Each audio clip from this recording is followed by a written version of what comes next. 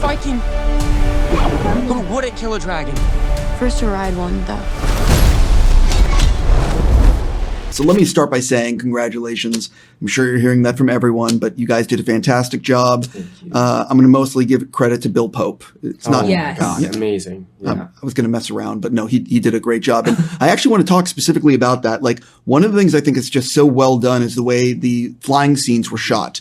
And can you sort of tell people about like how it's practical, but like on a gimbal, it's like, it's really cool. I mean, what we wanted is we wanted of course we just wanted the CGI to look as amazing as possible. We didn't want, you watch a movie and the CGI could be incredible, but one shot that's iffy, it kind of takes you out of it. So our mission was, to keep you in it the entire time.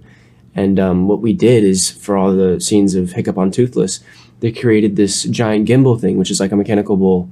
And basically, whatever they programmed the CGI dragon to do, the gimbal would do the exact same thing with me on top of it. So it was very fluent and smooth. So they made that transition really cool. But all those flying scenes were a lot of fun, and I'm glad they turned out very well. It was interesting because, for us, it was, despite the fact that we were in it, you kind of have no idea how the final product's going to look. And there was something really... you have to put a lot of trust into Bill and Frameworks and Dean and everyone, because you just have because it is actually, if you watch the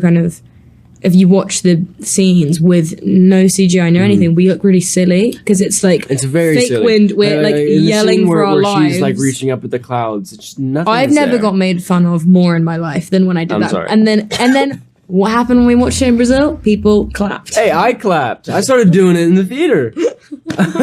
I felt those clouds. But it can look a bit silly, and so I think there is you really do need to have trust and faith in the people that you're working with. But thankfully, I think it turned out pretty nice. Yeah, I was going to actually ask you, what is it like seeing the finished version of this? Because while the sets are practical and so much was practical, and I love the way it was shot on location, and it just adds that believability, you really don't know what the F it's going to be until you're in that theater. I just had so much trust in the whole team and everybody behind it, and seeing it done after months of kind of not knowing it. I'm so proud, and they did such an incredible job, and seeing it in the theater, it's incredible. It's really, it was surreal to see it.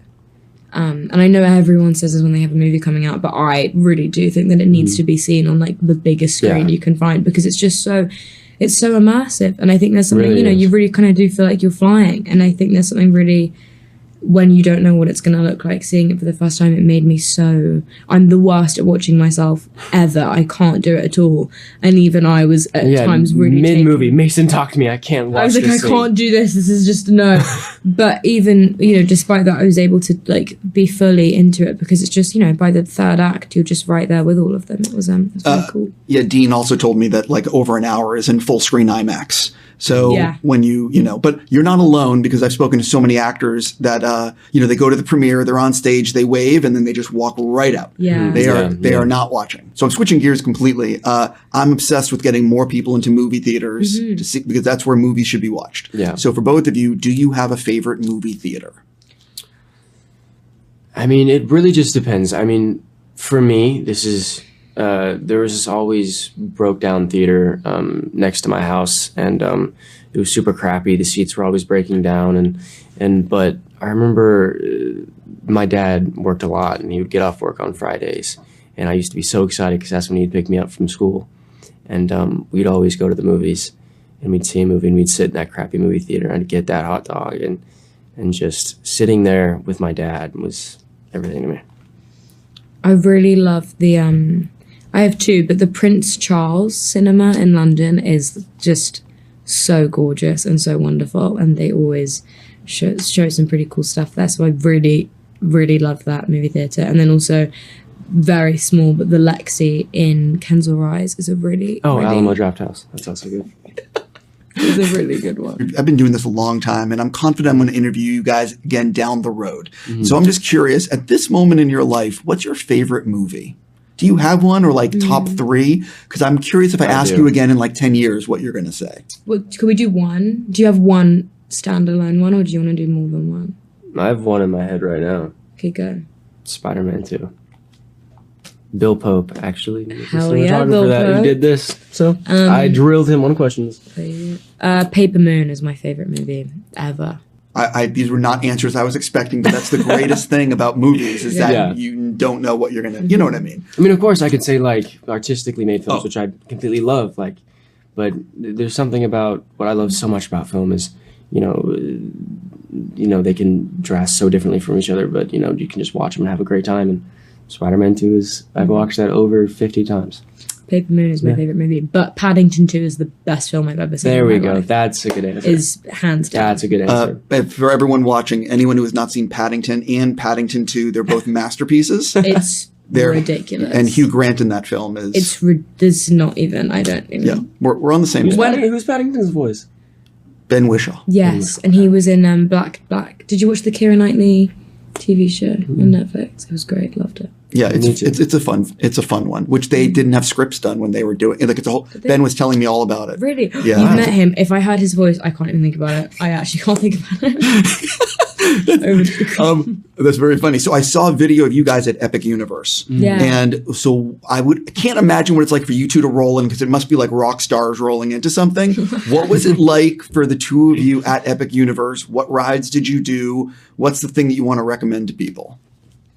I mean, you just gotta go to Burke and see it for yourself. Like it's I've seen videos like beforehand. Me and Nico were talking about it, and getting there and seeing it like in person. It's unlike insane. anything I've ever But seen. you really feel like you're in Burke. Like every like pothole on the ground is themed. Like bathroom signs. Like you're like every attention to detail is masterful. It was wild. I do think I have to say all of the universes that they've made in Epic Universe Are awesome. amazing. Yeah. But I do think Burke is the best. I think you might be biased, but you're probably A right. little bit, but I think I definitely have to touch on one other thing, which is the fact that this hasn't come out yet, but I know how awesome it is. It's going to be a huge hit. Universal fully believes in it because they've already announced the sequel. So this is one of those interesting things because we know what's coming as fans.